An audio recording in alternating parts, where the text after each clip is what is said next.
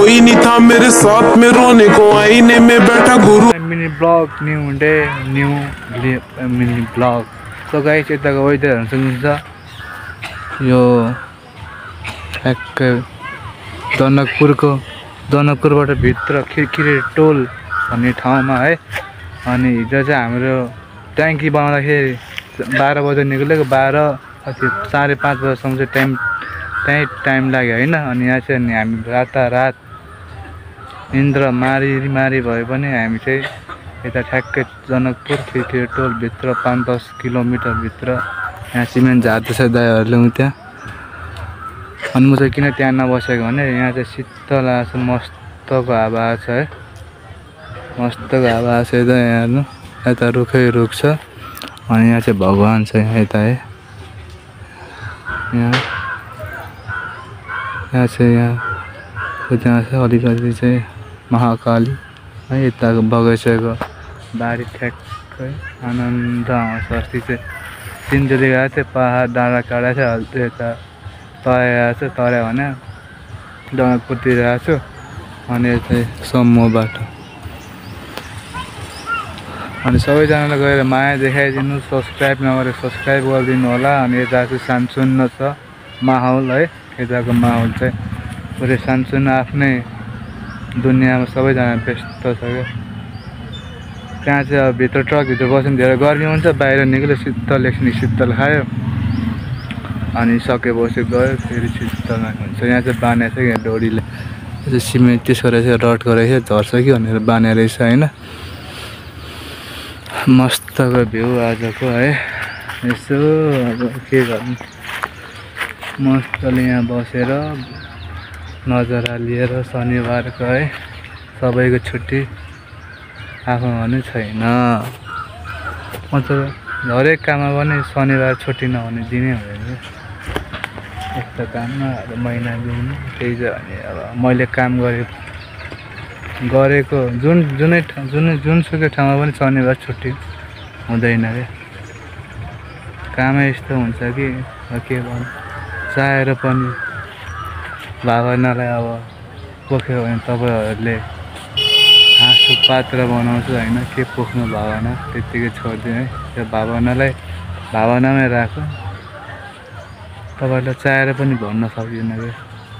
त्यहाँ चाहिँ आँप फलाइरहेको छ यहाँ त्यहाँ अगाडि माथि होइन त्यहाँ देखिरहेको छैन। मोबाइल त पुरानो भइसक्यो कहाँबाट हुन्छ पैसा छैन किन्नुलाई। यसो बस्यो कमिलायो कमिला त के भन्छ पुरै फुलाइ नै दिन्छ नाकसाक्यो रटे कमिला भन्छ तर्दिहरू के भन्छ है। यताको माहौल यस्तै छ सुनसान छ। त्यो त्यहाँको त्यो बुढो बाजे चाहिँ त्यहाँ बिन्डा बनाउँदैछ। त्यहाँ पुच्चीहरू छ। हामी पनि सानो बेलामा सक्छ गर्थ्यो कहाँ जान्थ्यो के गर्थ्यो सानो बेलामा त्यही हो सक्छ गर्थ्यो। त्यही त ठुलो भएपछि यस्तो हालत न कोही केटीले मनै पराउँछ न युट्युबमा भाइरलै हुन्छ। भ्लग बनाउन नआएको हो कि तपाईँहरूले माया देख्न नजाने हो कि है। गाह्रो छ हार चाहिँ मानिँदैन। तपाईँहरूलाई कुन ठाउँमा गएको भने देखाइन्छ र त्यहाँबाट मजा लिनु होला लुक्सहरू उठाउनु होला फाइदाहरू है। त्यहाँ पहिला साइकल नसिक्दा कहिले साइकल सिका जस्तो हातै माया पुरा जिउ पनि अरट्ठ पार्थेँ मैले होइन। जे कुरा सिक्दा अरट्ठ पार्थ्यो क्या। त्यसो बाङ्गो हुन्थ्यो दाहरूले हुन्छ राम्ररी गर न सिधा गर हन्डिल जिउलाई अलिकति फुर्तिलो पार भन्थ्यो क्या। फुर्तिलो पार भन्थ्यो अनि पछि सिक्दै गयो। त्यसपछि लास्टमा ठ्याक्कै 30 को बेलामा फाइनली फुल ठुलो साइकलबाट सिट बजे सिक्दै थिएँ मैले क्या। अहिले क्रसर रहेछ यहाँ क्रसरको लागि झारेर रहेछ सामानहरू। अनि अरू पुछे भाइ बौवा नाम कति है? कति कितने क्लास में पढ़ते हैं? 3 में। कौन स्कूल नाम पता? स्कूल के नाम कथी है बोलो तो। हाँ कथी? केने है खाना खा लिया?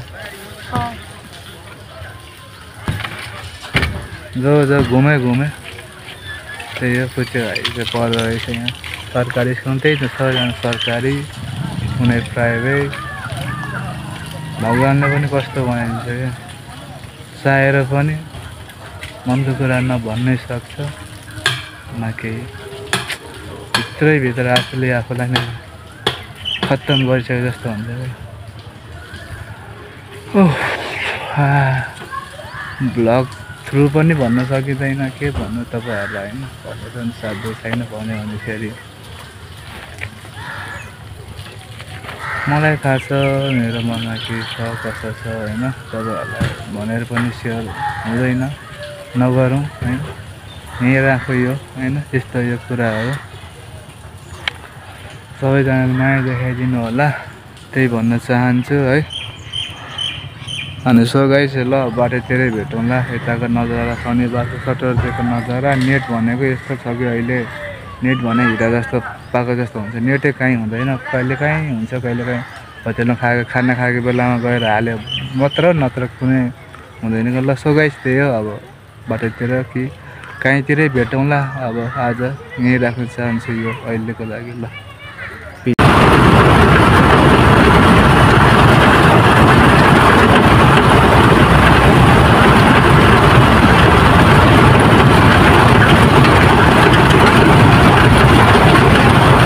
आइसकेको छ हामी चाहिँ अब लोडिङ स्लिप लिएर भोलि चाहिँ फेरि सिधै जाँदैछौँ अनि अघि चाहिँ ग्रिज हाल्यो गाडीमा होइन हामी चाहिँ अलिकति निन्द्रा लाग्यो त्यहाँ सुत्दै आएको थियो होइन अनि त्यही हो ल अब राति भइसकेको चाहिँ यहाँ हेर्नु सक्नुहुन्छ 8 टाइम भएको छ अनि मैले चामल दाल मासु लिन जान थालेको ल watching the video, like, share, subscribe and bell icon है अनि त्यही हो अब तपाईँहरूले रुचाइदिनु होला त्यही भन्न चाहन्छु ल हस् जय नेपाल।